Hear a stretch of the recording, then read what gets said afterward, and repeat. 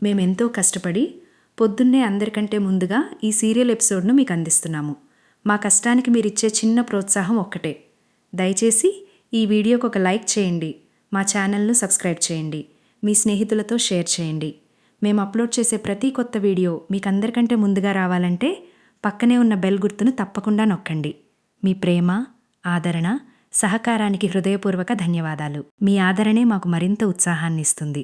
గీతాంజలి పెళ్లి జరిగిన రోజుకి సరిగ్గా సంవత్సరం క్రితం అదే రోజున అసలు ఏం జరిగిందో రాజారావు గారు తన గతాన్ని తీవ్రమైన మనోవేదనతో గుర్తు చేసుకుంటూ తన కుమారుడైన శివశంకర్తో మాట్లాడటం ప్రారంభించారు. రాజారావు గారి మనసులో గతం తాలూకు ముళ్ళు గుచ్చుకుంటూనే ఉన్నాయి. ఆయన గొంతులో వణుకు, కళ్లలో కన్నీళ్లు స్పష్టంగా కనిపిస్తుండగా, శివశంకర్, నీతో ఒక ముఖ్యమైన విషయం మాట్లాడాలరా అని ఎంతో భారంగా సంభాషణ ప్రారంభించారు. శివశంకర్, చెప్పు నాన్నా, ఏమైంది అని అడుగగా రాజారావు గారు నిట్టూరుస్తూ, అది జరిగిపోయిన మన గతం గురించిరా. గీతాంజలి పెళ్లి జరిగిన రోజుకి సరిగ్గా సంవత్సరం క్రితం అదే రోజు జరిగిన విషయం గురించి. ఆ రోజు మనం చాలా పెద్ద తప్పు చేశామనిపిస్తోందిరా అని తీవ్రమైన అంతర్మథనంతో, కళ్ళు చెమర్చే ఆవేదనతో చెప్పారు. ఆయన మాటల్లోని గంభీరత, అపరాధభావం స్పష్టంగా కనిపిస్తున్నాయి. శివశంకర్ ఆ మాట వినగానే ఒక్కసారిగా దిగ్భ్రాంతి చెందాడు. అతని ముఖంలో అసహనం, ఆవేశం స్పష్టంగా కనిపించాయి. అసలు ఈ విషయం గురించి ఇప్పుడు ఎందుకు మాట్లాడుతున్నారు నాన్నా? మీ బుర్రలోకి ఈ పాత ఆలోచన ఇప్పుడు ఎలా వచ్చిందో నాకు అర్థం కావడం లేదు అని నిలదీశాడు. శివశంకర్ స్వరం చాలా కఠినంగా మారింది. నా చెల్లెలు గీతాంజలికి పెళ్ళయింది, పిల్లలున్నారు, ఒక చక్కటి సంతోషకరమైన కుటుంబం ఏర్పడింది. ఈ సమయంలో మీరు ఇలాంటి పాత విషయాలు తవ్వితీసి ఎందుకు మాట్లాడుతున్నారు? గీతాంజలి పెళ్లి జరిగినప్పటి నుంచి ఇప్పటి వరకు ఎన్నో పెళ్లి రోజులు జరిగాయి. ఏ పెళ్లి రోజు నాడు కూడా ఈ ప్రస్తావన రాలేదు. ఇప్పుడు ఎందుకు వచ్చింది? సడన్గా గుర్తొచ్చిందా, లేక ఏదైనా సందర్భం వచ్చిందా అని శివశంకర్ కోపంతో నిలదీశాడు.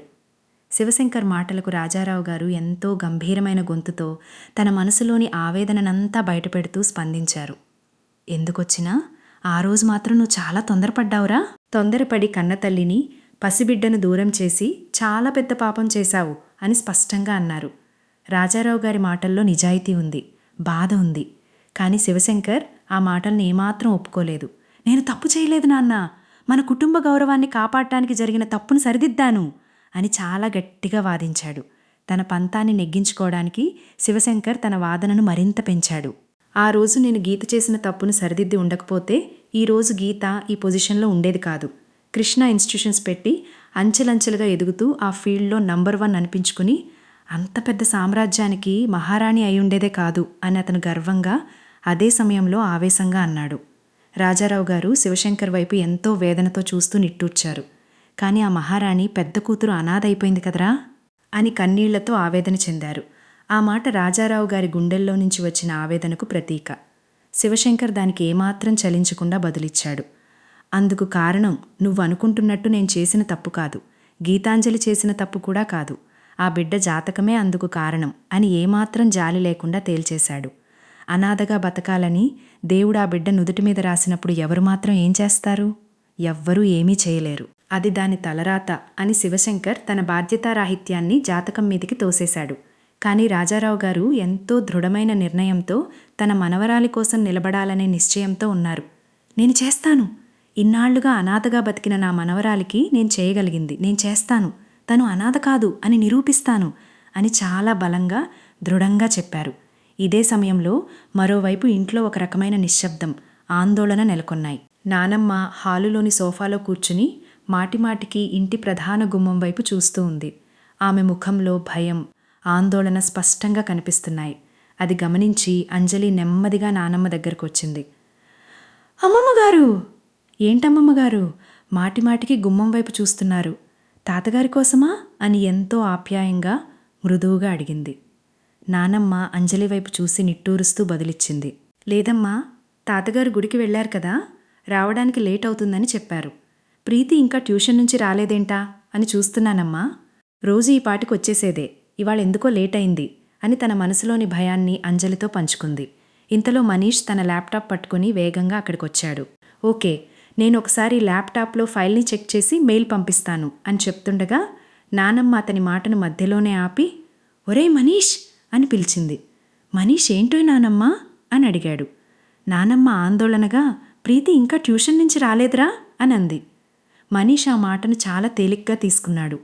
వస్తుందిలే నానమ్మ, దానికి అంత టెన్షన్ పడ్డం ఎందుకు అని సర్ది చెప్పబోయాడు. నానమ్మ ఆందోళనగా, ట్యూషన్కి వెళ్ళిన ఆడపిల్ల సమయానికి ఇంటికి రాకపోతే టెన్షన్ ఉంటుంది కదా అని అంది.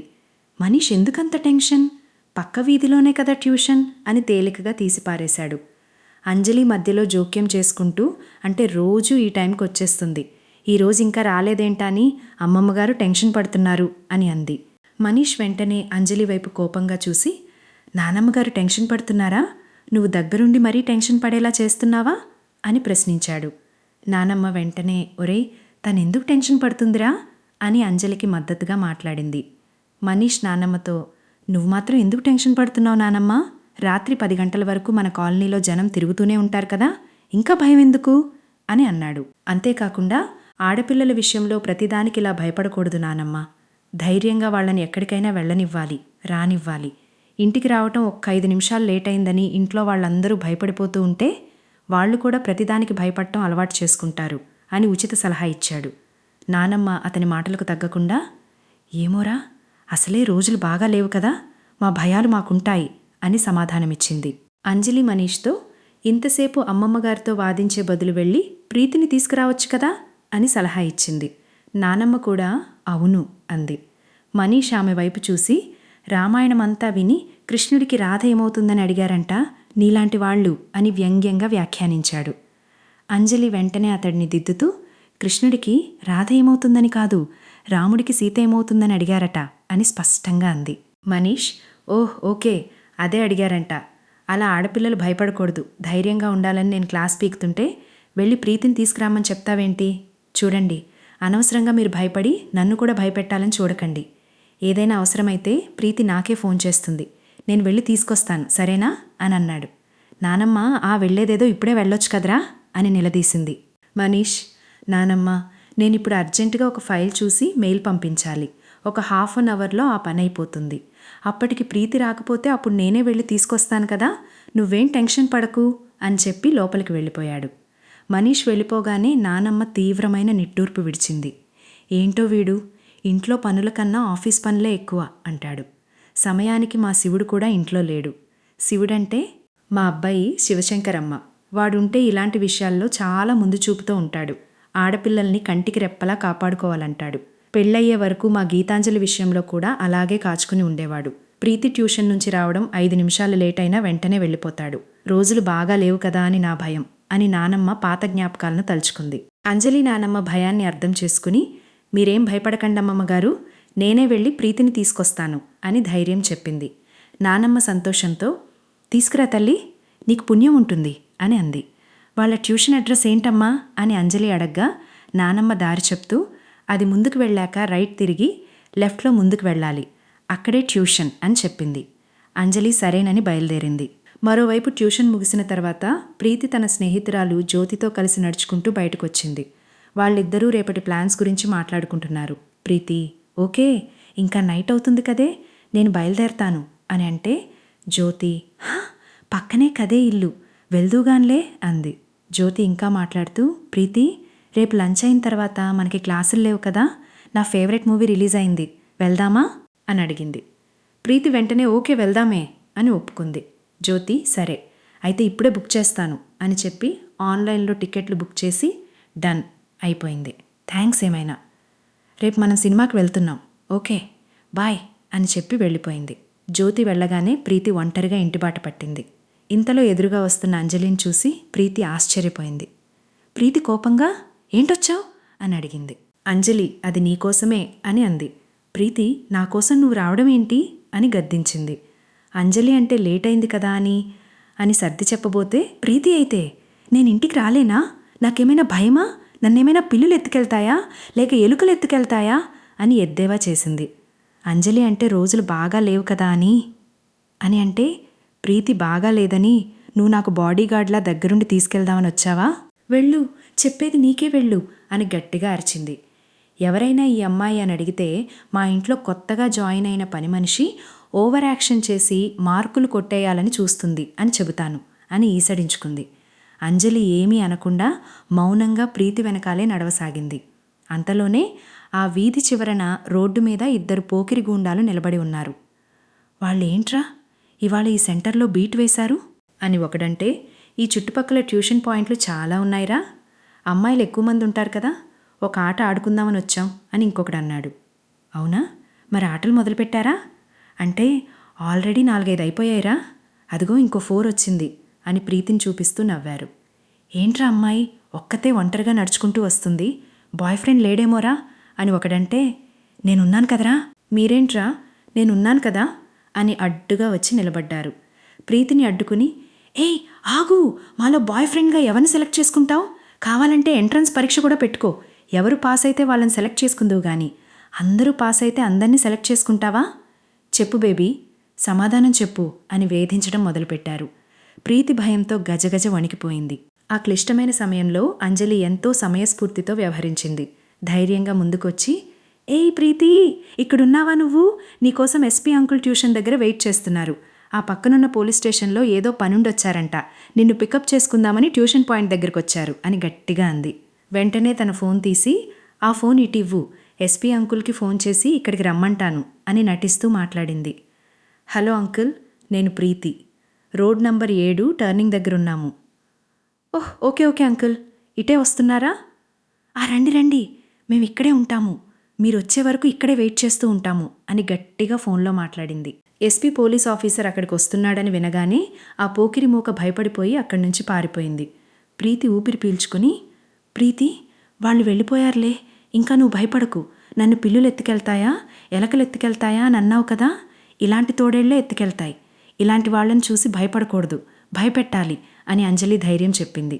ప్రీతి ఎంతో కృతజ్ఞతతో థ్యాంక్ యూ అంజలి అని అంది. అంజలి నవ్వుతూ, మన మధ్యలో థ్యాంక్స్ ఏంటి, పద ఇంటికి వెళ్దాం అని ఇద్దరూ కలిసి క్షేమంగా ఇంటికి చేరుకున్నారు. ఇంట్లో మనీష్ ఫైల్ పంపించి బయటకొచ్చి, నానమ్మ ప్రీతి ఇంకా రాలేదా అని అడుగుతుండగా, నానమ్మ నేనెప్పుడో చెప్పాను కదరా, నువ్వేగా ఆడపిల్లల విషయంలో భయపడకూడదు అని ఏదేదో చెప్పావు అని అంది. మనీష్ మరీ ఇంత లేట్ అవుతుందని నేను అనుకోలేదు నానమ్మ, సర్లే నేను వెళ్ళి తీసుకొస్తాను అనుకుంటుండగా నానమ్మ, ఒరే ఆగరా, అదిగో అంజలి తీసుకొస్తోంది అని అంది. ప్రీతి లోపలికి రాగానే శారద, ఏంటి ఇంత లేట్ అయింది అని అడిగింది. ప్రీతి దారిలో చాలా జరిగిందమ్మా, నేను ట్యూషన్ నుంచి వస్తుంటే పోకిరీలు అడ్డుపడ్డారు, అంజలి వచ్చి నన్ను కాపాడింది అని దారిలో జరిగిన ప్రమాదాన్ని వివరించింది. నానమ్మ మనీష్తో, చూసావా, నేను భయపడిందంతా జరిగింది, నేను మొత్తుకుంటూనే ఉన్నాను, ప్రీతి ఇంకా రాలేదురా, లేట్ అయింది, వెళ్ళి తీసుకురా అని, నా మాట విన్నావా అని మందలించింది. శారద, పోన్లేండి అత్తయ్య గారు, తను క్షేమంగా ఇంటికి వచ్చేసింది కదా, మీరేం టెన్షన్ పడకండి అని అంది. నానమ్మ అంజలిని ఎంతో ఆప్యాయంగా దగ్గరకు తీసుకుని, ఇలారా నా బంగారు తల్లి, సమయానికి ఆ దేవుడు పంపించినట్టుగా వెళ్ళి నా మనవరాల్ని క్షేమంగా ఇంటికి తీసుకొచ్చావు. నువ్వు వెళ్ళుండకపోతే ఆ పోకిరి పిల్లల అల్లరికి పాపం ప్రీతి ఎంత భయపడిపోయేదో, నీ మేలు ఎప్పటికీ మర్చిపోలేనమ్మా అని కన్నీళ్లు పెట్టుకుంది. శారద ప్రీతిని పిలిచి, ట్యూషన్ దగ్గర లేట్ అయినప్పుడు ఒక ఫోన్ చేసి చెప్పొచ్చు కదా, అసలు అంత లేట్ ఎందుకయింది, ముందు ట్యూషన్ టైమింగ్స్ మార్చుకో, పెందలాడే ఇంటికొచ్చేలా చూసుకో, లేదా అంజలిలా తెలివిగా వాళ్ల నుంచి తప్పించుకుని రావాలి, అంతేగాని ఇలా భయపడుతూ ఉండకూడదు, అంజలిని చూసి నేర్చుకో అని అంది. ప్రీతి నేర్చుకుంటాను అని తలదించుకుంది. శారద నెమ్మదిగా నానమ్మ వైపు చూస్తూ అహంకారంతో మాట్లాడటం ప్రారంభించింది. నిదానంగా చూసి నేర్చుకుంటుందిలేండి అత్తయ్య గారు, ఇప్పుడిప్పుడే కదా అంజలి తెలివితోటలు బయటపడుతున్నాయి, నువ్వు లోపలికి వెళ్ళు అని ప్రీతిని పంపించేసింది. నానమ్మ అంజలితో, నీ రుణం ఎప్పటికీ తీర్చుకోలేనమ్మా అని పొగుడుతుంటే శారదకి అహంకారం మేల్కొంది. కోపంతో రగిలిపోతూ అంజలిని అవమానించడం మొదలుపెట్టింది. బాగా చెప్పావమ్మా, చాలా బాగా చెప్పావు, మన ఇంట్లో ఉంటూ మన ఉప్పు తింటున్న పని మనిషికి ఆ మాత్రం విశ్వాసం ఉంటుంది కదా అత్తయ్య గారు, రోజుకో ముద్ద పడేస్తే కుక్క కూడా తోక ఊపుతూ విశ్వాసం చూపిస్తుంది కదా అని దారుణమైన మాటలతో అంజలి మనసును గాయపరిచింది. నానమ్మ వారించబోతే, మా కోడలి మాటలు ఏం పట్టించుకోకమ్మా, తన మాట కొంచెం కరుగ్గానే ఉంటుంది అని అంజలికి సర్ది చెప్పే ప్రయత్నం చేసింది. తర్వాత మనీష్ అంజలి దగ్గరకొచ్చి, అంజలి ఐఎమ్ సో సారీ అని అన్నాడు. అంజలి ఎందుకు అని అడగ్గా, మనీష్ ఇందాక నువ్వు ప్రీతి కోసం వెళ్ళమన్నప్పుడు నేను వెళ్లకుండా ఇంట్లోనే ఉండిపోయాను కదా, అందుకు, ఇంట్లో మనుషుల కన్నా ఆఫీస్ పనులకే ఎక్కువ విలువ ఇచ్చాను కదా, అందుకు అని పశ్చాత్తాపపడ్డాడు. అంజలి ఎంతో గంభీరంగా, మన ఆడపిల్లలను ఎప్పుడూ ప్రతిక్షణం కాపాడుకుంటూ ఉండాలండి, మనకు అడుగడుగునా చాలా సమస్యలుంటాయి, ఇంట్లోనే రక్షణ ఉంటుంది, ఎందుకంటే మనుషుల విలువ, కుటుంబం విలువ నాలాంటి అనాథలకే ఎక్కువ తెలుస్తుంది. దేని విలువైనా ఉన్నప్పుడు తెలీదు, పోగొట్టుకున్నాకే తెలుస్తుంది. దేవుడి దయ వల్ల మీకు ఒక మంచి కుటుంబం ఉంది. ఆ కుటుంబం కన్నా దేనికి ఎక్కువ విలువ ఇవ్వకండి. ఆ కుటుంబంలో ఏ ఒక్కరిని దూరం చేసుకోకండి అని మనీష్కి హృద్యమైన సలహా ఇచ్చింది. మనీష్ థ్యాంక్స్ అని అంటే, అంజలి దేనికో అంది. మనీష్ ఊరికే చెప్పాలనిపించింది అని అన్నాడు. శారద మళ్ళీ అక్కడికొచ్చి అంజలిని హేళన చేస్తూ చూసింది. ఏంటండి అలా చూస్తున్నారు అని అంజలి అడగ్గా, శారద అహంకారంతో, నేను నిన్ను చూసి నా కూతురు ఏం నేర్చుకోవాలో అని చూస్తున్నాను. ఇంట్లో తిండి పెట్టే దిక్కులేక ఎవరింట్లోనో పనులు చేసి కడుపు నింపుకునే నిన్ను చూసి నా కూతురు ఏం నేర్చుకోవాలా అని చూస్తున్నాను. అసలు నీకేం అర్హత ఉందని నిన్ను నా కూతురుతో పోలుస్తుంది మా అత్తయ్య గారు? నా కూతురు ఈ ఇంటి మనవరాలు, నువ్వు ఆఫ్టర్ ఆల్ పని మనిషివి. నీకు నా కూతురికి, నక్కకి, నాగలోకానికి ఉన్నంత తేడా ఉంది అని అహంకారంతో అవమానించింది. తెల్లవారేసరికి గీతాంజలి మరియు ఆమె భర్త పెళ్లిరోజు వేడుకల సంబరం ఇంట ఎంతో ఉత్సాహంగా ప్రారంభమైంది. ఉదయాన్నే ప్రీతి, భవిత, కృష్ణజ, రోహిత్ అందరూ కలిసి గీతాంజలికి ప్రేమతో శుభాకాంక్షలు తెలిపారు. గీతాంజలి సంతోషపడుతూ తన భర్త ఎక్కడున్నాడో అని అడగ్గా పిల్లలు ఆయన్ను పిలవడానికి పరిగెత్తారు. కానీ ఆయన తన కాగితాలు చూసుకుంటూ చాలా బిజీగా ఉన్నానని, రావడానికి వీల్లేదని చెప్పేశాడు. పెళ్లి రోజును కూడా విషెస్ చెప్పలేనంతగా ఏం రాస్తున్నారో చూడటానికి పిల్లలు ఆయన చేతిలోని కాగితాలను లాక్కోవడానికి ప్రయత్నించారు. ఆయన సరదాగా నవ్వుతూ తన గర్ల్ ఫ్రెండ్కి లవ్ లెటర్ రాస్తున్నానని చెప్పడంతో పిల్లలు దిగ్భ్రాంతి చెందారు. అయితే గీతాంజలి కూల్గా నవ్వుతూ ఆ గర్ల్ ఫ్రెండ్ తనేనని, ఆయన తన మనసులోని ప్రేమని కవిత రూపంలో రాసి సాయంత్రం ఫంక్షన్లో అందరి ముందు వినిపించబోతున్నాడని స్పష్టం చేయడంతో ఇంట్లో అందరూ గట్టిగా నవ్వి చప్పట్లు కొట్టారు. గార్డెన్ ఏరియాలో రాజారావు గారు నానమ్మ ఫంక్షన్ ఏర్పాట్లను పర్యవేక్షిస్తుండగా అక్కడికి అంజలి కాఫీ కప్పులతో వచ్చింది. మనీష్ అంజలితో సరదాగా మాట్లాడగా ఆమె చేతి కాఫీ రుచిని రాజారావు గారు ఎంతో మెచ్చుకున్నారు. ఆ తర్వాత మనీష్ ఫంక్షన్ డెకరేషన్ పనుల కోసం పనివాళ్లకు వేగంగా సూచనలిస్తూ, అత్తయ్య వాళ్ల పెళ్లి రోజు మన ఇంట్లో సెలబ్రేట్ చేసుకుంటున్నాం కాబట్టి ఇల్లంతా కలకలలాడిపోయేలా ఉండాలని హడావుడి చేశాడు. మెనూ చర్చకు వచ్చేసరికి Manish welcome drink, chicken 65, biryani లాంటి సాధారణ వంటకాల జాబితా చెప్పగా అంజలి ప్రతిదానికి అడ్డుపడింది. హెల్దీగా, పద్ధతిగా ఉండే సాంప్రదాయ వంటకాలు పెడితే బావుంటుందని సలహా ఇచ్చింది. కొత్తిమీర కారం పెట్టిన వంకాయ కూర, గోంగూర పప్పు, దోసకాయ పచ్చడి, మునక్కాయల సాంబారు, పూర్ణాలు, బూరెలు, పరమాన్నం, గడ్డ పెరుగు లాంటి విందు భోజనం పెడితే తిన్న ప్రతిసారి మన విందే గుర్తుంటుందని అంజలి చెప్పిన వంటకాల జాబితాకు రాజారావు గారు ఎంతో మురిసిపోయారు. క్యాటరర్స్ సరిగ్గా చేయలేరేమోనన్న అనుమానంతో అంజలి తానే స్వయంగా వంటలు చేస్తానని చెప్పగా రాజారావు గారు ఆమెకు అసిస్టెంట్లను ఇస్తామని ఒప్పుకున్నారు. వంటకాల కోసం కూరగాయలు తేడానికి అంజలి, మనీష్ బయలుదేరారు. మనీష్ కారులో వెళ్దామంటే అంజలి ఒప్పుకోక షేర్ ఆటో ఎక్కించింది. కారులో దిగితే ఎక్కువ రేటు చెప్తారని, ఆటోలో వెళ్తేనే సరైన రేటుకు వస్తువులు వస్తాయని ఆమె లాజిక్ చెప్పింది. దారిలో ఆటో జాకులకి మనీష్ ఎంతో ఇబ్బంది పడగా అంజలి అతడిని సరదాగా ఆట పట్టించింది. మార్కెట్ వద్దకు చేరుకోగానే వీధిలో పీచు మిఠాయి కనిపించడంతో అంజలి ఎంతో సంతోషంగా 2 తీసుకుని ఆస్వాదిస్తూ తింటూ మనీష్కు చూపించింది. మొదట ఇది రోడ్డు మీద చేసే అశుభ్రమైన ఆహారమని వద్దన్న మనీష్ అంజలి తింటున్న తీరు చూసి తట్టుకోలేక రుచి చూడటానికి ప్రయత్నించాడు. కానీ మిఠాయి వ్యాపారి అతడి మాటలకి అలకబూని ఉచితంగా ఇవ్వనని అనడంతో మనీష్ 100 రూపాయలు ఇచ్చి మరీ పీచు మిఠాయి కొనుక్కుని తిన్నాడు. మార్కెట్లో అంజలి ప్రతి షాపు తిరుగుతూ కూరగాయలు పరిశీలిస్తుండగా మనీష్ ఓపిక లేక విసుక్కున్నాడు. కానీ అంజలి సరైన ధరకి బేరమాడి తక్కువ ధరకే కూరగాయలు కొనుగోలు చేసి తన తెలివితేటలను నిరూపించుకుంది. మనీష్ మోయలేని లగేజీని ఆమె సహాయంతో పట్టుకుని తిరిగాడు. మరోవైపు గీతాంజలికి వరుసగా కంగ్రాచ్యులేషన్స్ కాల్స్ వస్తుండగా భర్తతో సరదాగా గడుపుతోంది. కానీ అంతలోనే ప్రభాకర్ అనే అనుచరుడు బైక్పై వేగంగా వచ్చి గీతాంజలి కారును అత్యవసరంగా ఆపాడు. ప్రభాకర్ పరుగెత్తుకుంటూ గీతాంజలి దగ్గరకు వచ్చి అంజలి దొరికిపోయిందని, మార్కెట్లో పీచు మిఠాయి తింటూ కనిపించిందని, పైగా మన మనీష్ సార్ కూడా అంజలితోనే మార్కెట్లో ఉన్నారని చెప్పాడు. ఆ మాట వినగానే గీతాంజలి తీవ్రమైన దిగ్భ్రాంతికి, కోపానికి గురైంది. తన పెళ్లి రోజు వేడుకల ఆనందం పక్కకు పోయి అంజలి దొరికిందనే నిజాన్ని తట్టుకోలేక గీతాంజలి ముఖంలో షాకింగ్ ఎక్స్ప్రెషన్ రావడంతో ఆ ఘట్టం ముగిసింది. అనంతరం సాయంత్రం ఫంక్షన్ ప్రాంగణంలో అందరూ సంతోషంగా సందడి చేస్తుండగా రాజారావు గారు హాల్లో ఉన్న అందరి ముందు పెద్ద నిశ్శబ్దాన్ని ఛేదిస్తూ అంజలిని ముందుకు పిలుస్తారు. అందరూ ఆశ్చర్యంగా చూస్తుండగా రాజారావు గారు ఎంతో భావోద్వేగంతో పుట్టినరోజు శుభాకాంక్షలు అంజలి అని పెద్దగా శుభాకాంక్షలు తెలుపుతారు. అది వినగానే అంజలి తీవ్రమైన ఆశ్చర్యానికి, ఆనందానికి గురవుతూ, ఈవేళ నా పుట్టినరోజా తాతయ్య గారు అని అడుగుతుంది. రాజారావు గారు కళ్ళు చెమర్చగా, అవునమ్మా అని అనడంతో ఇంట్లోని వారందరి ముఖాల్లో రకరకాల హావభావాలు, ఆశ్చర్యం వ్యక్తమవుతాయి.